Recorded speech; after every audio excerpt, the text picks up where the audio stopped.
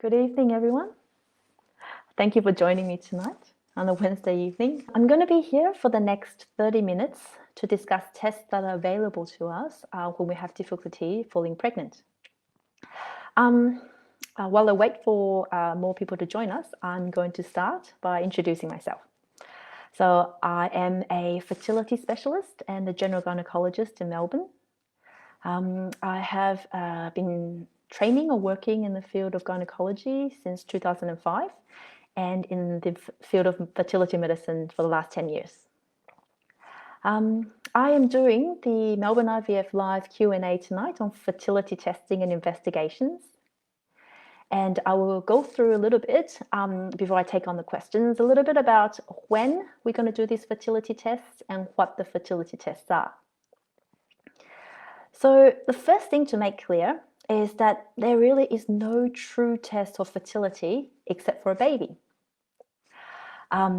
We do have tests that tells us if we have factors that are stopping us from falling pregnant, but we don't actually have tests to tell us if we can fall pregnant. So that's a very subtle difference. The next point I want to talk about is when do we do the tests? So there's no right answer because everyone is different. Generally speaking, if you're trying to fall pregnant naturally, 80% of the time you should fall pregnant within the first 6 to 12 months. First 4 to 6 months of trying. I just want to say hello, Julie. So 80% of the time, if you're able to fall pregnant, you should fall pregnant within the first 4 to 6 months. So after that, our chances will start to decline. By the time you've tried for 12 months, your chances of falling pregnant is down to about 15%. And by the time you've tried for 2 years, your chances of falling pregnant drops down to less than 5%. So the longer you try, the lower our chances of becoming pregnant. Now, most people seek fertility testing around about 6 to 12 months of trying. But everyone is in a different situation. And if you are concerned about your situation at any stage, I strongly encourage you to talk to your GP or your fertility specialist, even if you haven't quite reached the 6 to 12 months mark. Because, as I said, everyone is different.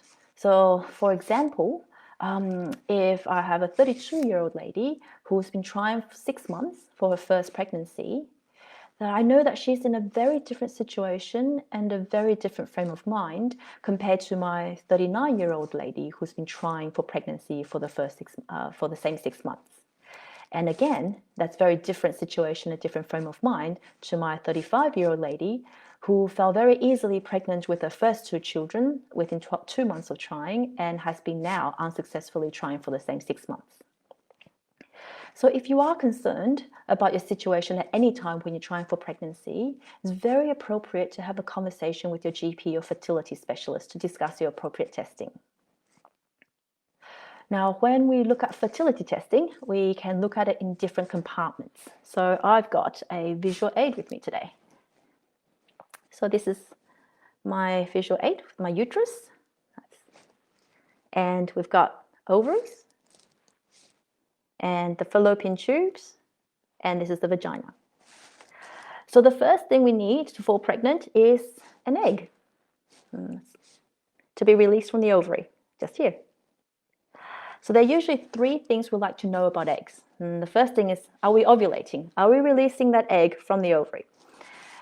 And so if you are having regular cycles, if you're having monthly ovulatory symptoms like vaginal mucus changes or bloating, or some people can have mid-cycle pain with the ovulation, generally from a clinical history, if you have these ovulatory symptoms, then more than likely you are ovulating. It's usually enough to ascertain that from a clinical history. But if we are in any doubt, we can do urine testing at home to prove ovulation, or we can do blood tests at the doctor's. The next thing we like to know is quantity of eggs. So how many eggs are actually in the ovaries? So having a lot of eggs or having very little eggs doesn't determine how easily we fall pregnant or how easily we stay pregnant, because we only need 1 good egg. But egg quantity is a routine part of initial fertility testing. And that's because it gives us an idea of how many eggs we have to work with. And that can sometimes help guide us in determining the timeline of treatment planning. So for instance, if the quantity of the eggs is low, we generally would want to have a shorter timeline to proceed with treatment or further investigations. Ultimately, the most important thing is quality of eggs. If you have one good egg, that would determine how easy it is to fall pregnant and how easy it is to stay pregnant in a healthy, smooth pregnancy. So there is no true test for egg quality except for a baby, but we do know that it is related to age. So the older we are, the lower our quality will become. So what we know is that our quality will start to decline in our early 30s, and significantly by our mid-30s, and dramatically after 40s. And this is why it's harder to fall pregnant when we are older. So moving on to the next compartment now. So the next thing we need to fall pregnant is sperm. So the sperm is deposited in the vagina during intercourse while we're trying, and it will need to swim through the cervix, through the uterus, and then into the fallopian tubes to meet the eggs. So semen analysis or sperm test is usually what we do to look at the parameters of the sperm. Sperm test is not a test of fertility. So what that means is that normal sperm test doesn't tell me that he can have children naturally easily, and abnormal sperm test doesn't tell me that he can't have children naturally. But it does tell us how many sperm we have to work with, and we just need to keep in mind that we only need one good sperm to have a baby. Another thing to note is that sperm is very variable. So men can actually have good days, bad days, and normal days. So if there are any doubts or if there's a mild abnormality on the sperm testing, often we'll do a second test just to confirm that. So the next thing to look at is the fallopian tubes. And that is the pathway where the egg and the sperm is going to meet. So we can do tests to see if the fallopian tubes are blocked. And that can be through specialized ultrasound scans or x-rays, or a minimally invasive day procedure called laparoscopy.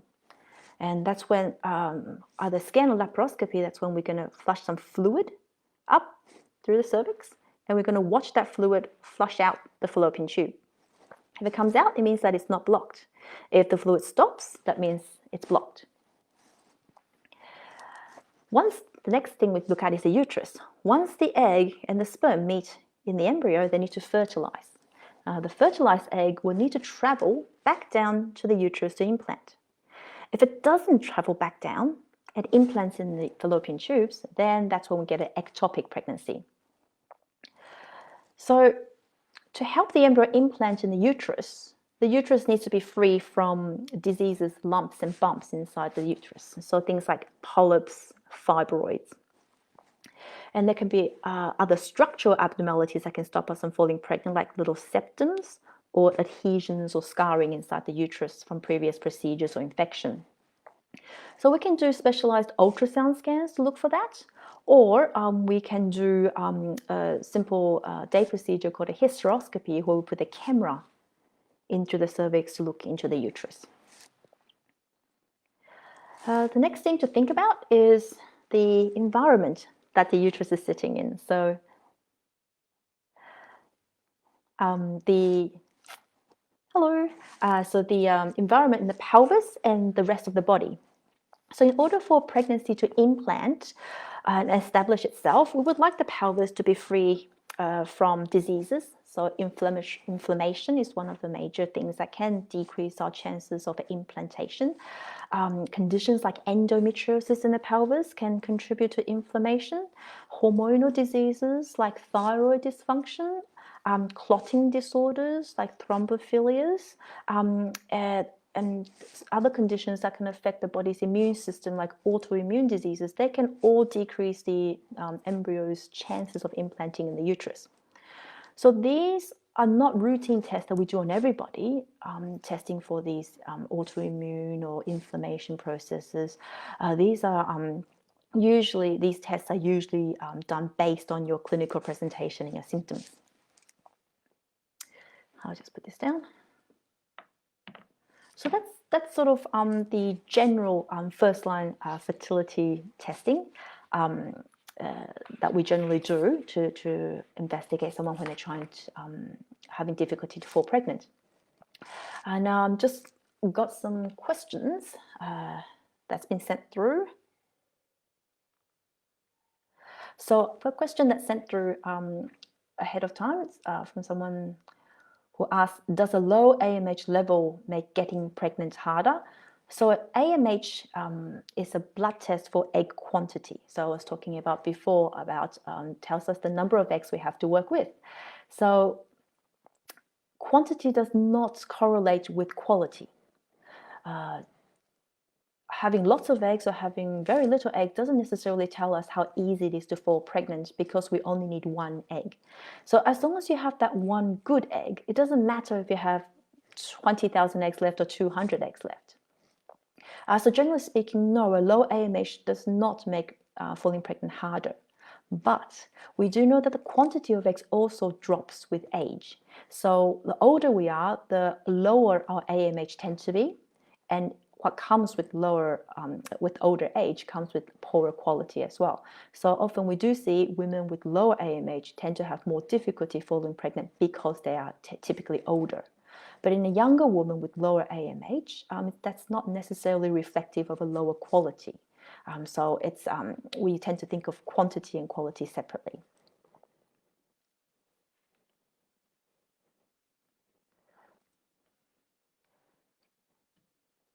And we've got another question from Amanda, who would like to ask me how can I improve my egg quality? That's a very interesting question. I think from the past few Melbourne IVF Q&As, I've seen that question pop up quite a few times, and the way to answer that question is very different between different specialists. The reality is that we don't have any tests for quality, so we can't tell you what your baseline quality is. The only really true test is to see what happens when you try to fall pregnant. Quality is determined by baseline characteristics of what you were born with, as well as how long the eggs have been there. So all eggs have been formed before we were born, so the longer we have been alive, the longer the eggs have been around. So the older we are, the more time the eggs have for degradation of its quality. So what we can't do is we can't turn back the clock. We cannot reverse the degradation in quality with time, but there are a few things that we can do to slow down further degradation, to protect us from some ongoing environmental toxins. And so the idea is that if we look after our fertility health, so living a healthy lifestyle, that can often slow down or protect our eggs from further degradation or further drop in quality. And so things that people often concentrate on will be things like antioxidants. So antioxidants are compounds that are found in nature that can protect biological items like eggs or sperm and embryos from environmental challenges. So we find antioxidants usually in fresh fruit and vegetables. So this is why we say a healthy diet involves a lot of fresh fruit and vegetables. And we can also find antioxidants in a lot of supplements as well. So the more commonly used antioxidant supplements are things like CoQ10, melatonin, acetylcysteine. So they all have been used in the theory that we're increasing our antioxidant in our system to try and help improve the quality of our eggs, because we're slowing down the degradation or the onslaught from environmental toxins. Unfortunately, there is no good conclusive evidence that any of that works. A definitive benefit, but it doesn't do much harm. There's very good evidence to tell us that micronutrient absorption is much better through diet than through tablets. And so my advice from a egg quality perspective is to live as healthy as you can. Lots of fresh fruit and vegetables, get plenty of sleep, moderating stress during the day, plenty of water, and that will do a lot more, I think, from an egg quality perspective. Kelly's also asked, what are the signs of endometriosis and how do you treat it? So that's a nice, very easy question for us. It's basically what we see every day. The answer to the first question is we don't know. What that means is everyone is different. We have a whole spectrum of presentation for endometriosis, from absolutely no symptoms and signs to very severe debilitating pain or unexplained infertility.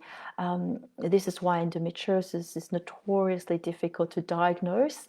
Average time for us to, from onset of symptoms or signs to diagnosis is about 7 years in women. So it is very difficult, but the most common signs or symptoms of endometriosis is pain and difficulty falling pregnant. We can look for signs of endometriosis either through ultrasound. Most endometriosis will not be seen on ultrasound unless it forms nodules or cysts on the ovary. So they're the more severe types of endometriosis. And what that means is if you see endometriosis on ultrasound, then we're fairly sure that you do have endo. But if we don't see endometriosis on ultrasound, we can't really 100% tell you you don't have endometriosis. The most direct way of testing for endometriosis is through a day procedure called laparoscopy, where we physically put a camera into the pelvis to look for signs of endometriosis.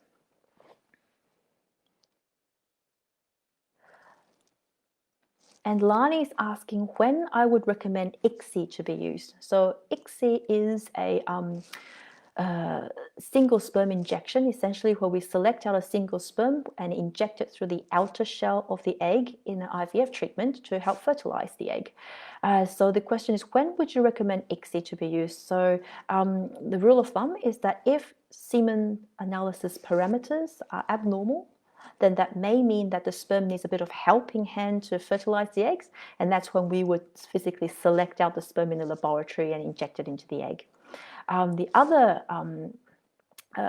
situation where we use ICSI is if we've tried natural fertilization in IVF treatment and fertilization result is not as high as we're expecting it to be, then we will, and we'll be suspecting a sperm function issue, then we will convert to ICSI in the following cycle.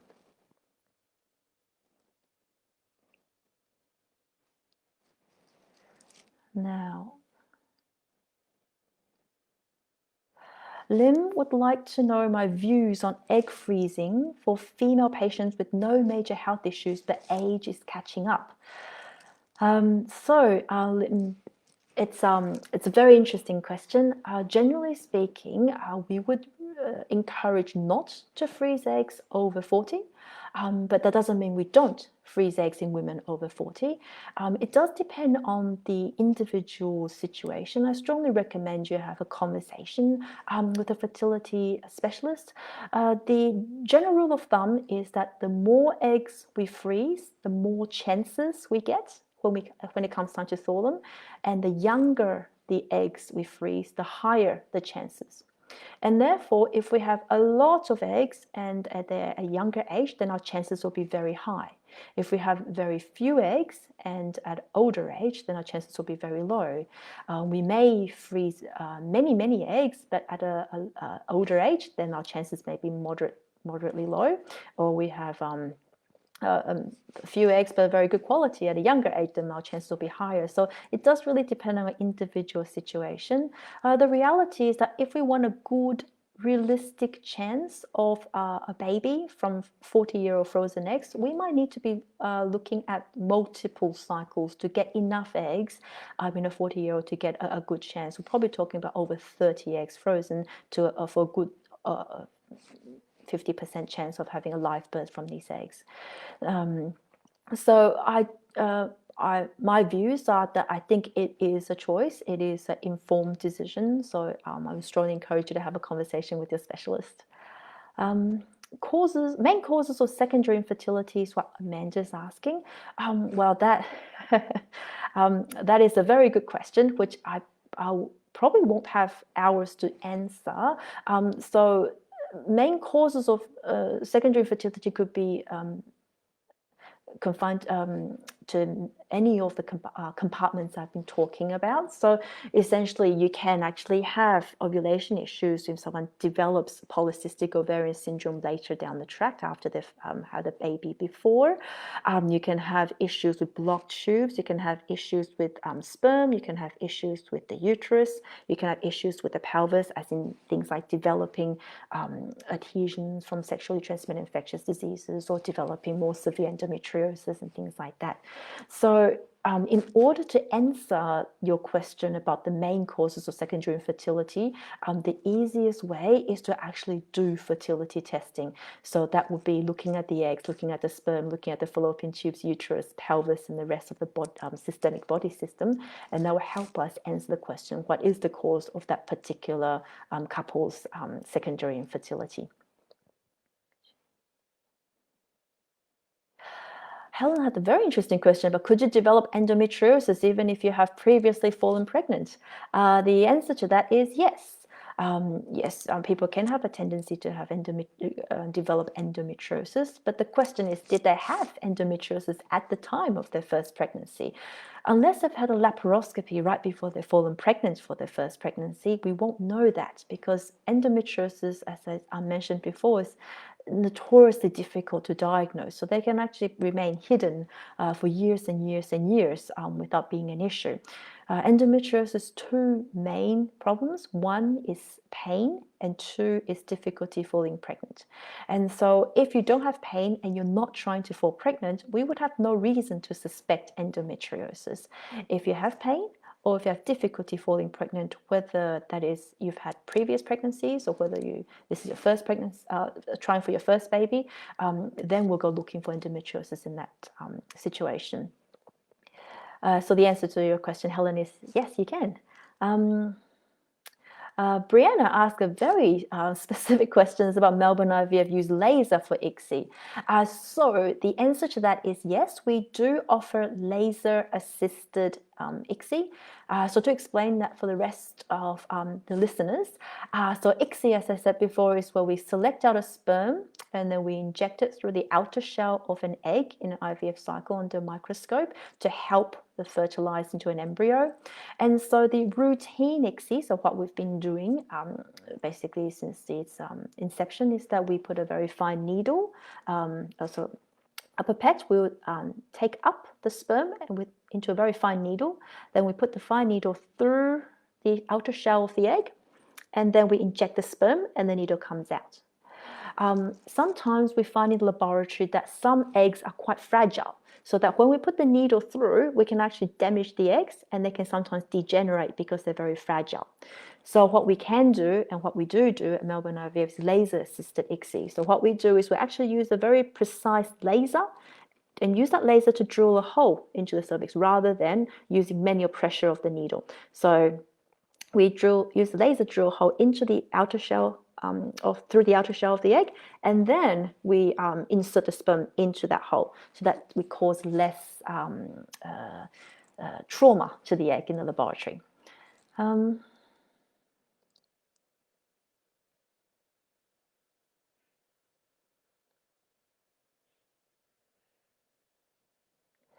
So we've got a question about difference between the different fertility treatments. So ovulation induction is called OI.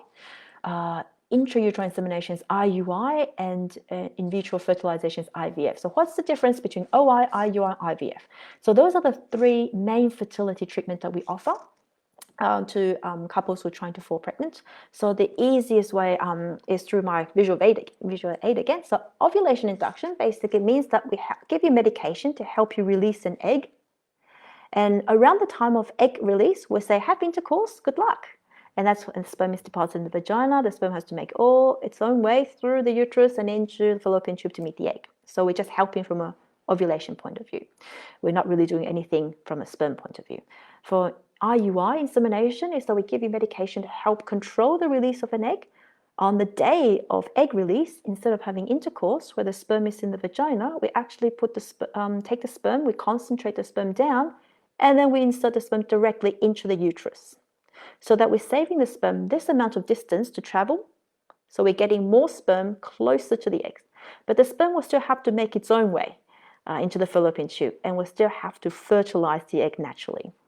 IVF is very different. IVF is we actually get the eggs out of the ovary, so we bypass the fallopian tubes. So we get the eggs out of the ovary, and then we actually fertilize the eggs in the laboratory with the sperm. Once they're fertilized into an embryo, we put the embryo back through the cervix into the uterus, and we wait for it to implant. So that's the 3 treatment difference in a nutshell.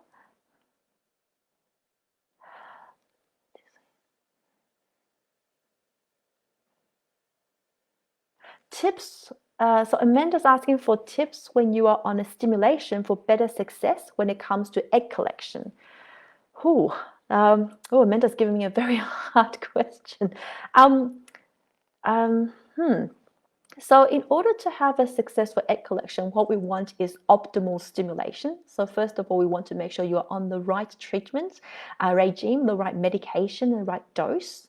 Likely to have accurate monitoring. So that means ultrasound. So Melbourne IVF, our model of care is to have either your fertility specialist scan you or a specialized gynecologist scanning facility. So that's it's a specialized detailed ultrasound scan. So we know what the response is in the ovary, so we can choose the optimal time for egg collection. We would ask you to empty your bladder when you come in for egg collection, when you're getting changed into a hospital gown, because with the empty bladder means that usually our ovaries are closer to the vagina, so we can collect the eggs better access. I think that's all for egg collection, and then the rest of it, cycle happens in laboratory, and embryo transfer is also another procedure we do after that.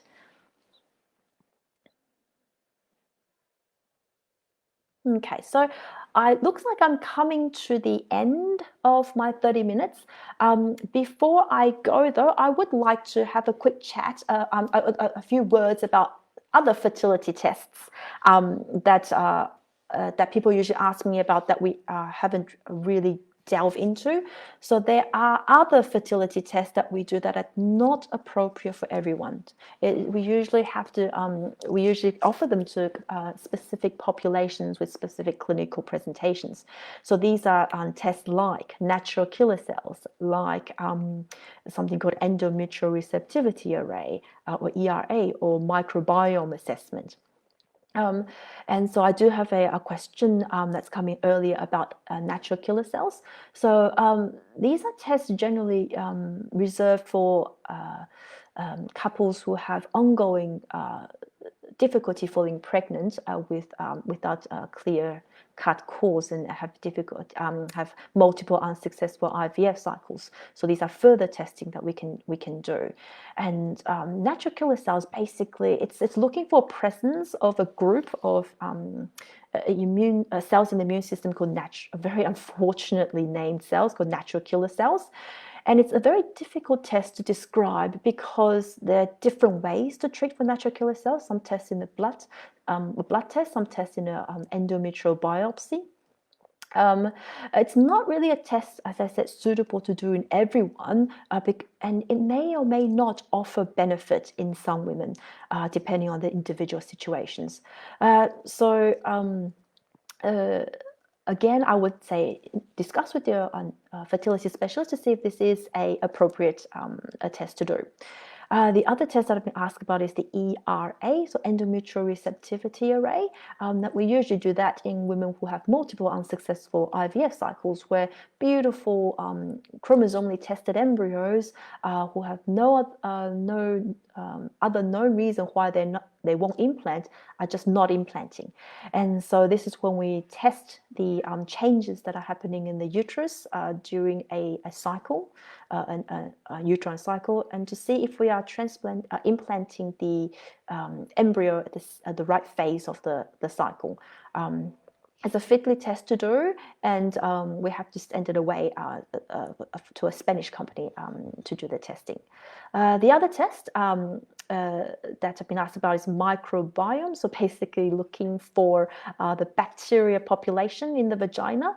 Also may or may not offer benefit in certain couples depending on the clinical situation. We generally accept that microbiome, so that's the bacteria population, we generally accept that the microbiome in our gut is quite important for our general health, and it can have effects on other systems like our mental health and things like that. Well, there's more and more evidence coming through that microbiome in the vagina can also affect other systems like systems in the pelvis or in the uterus that can make it easier or more difficult to implant. And so it is not a widely understood test, but it is one of the tests that we can offer if we have ongoing difficulties falling pregnant.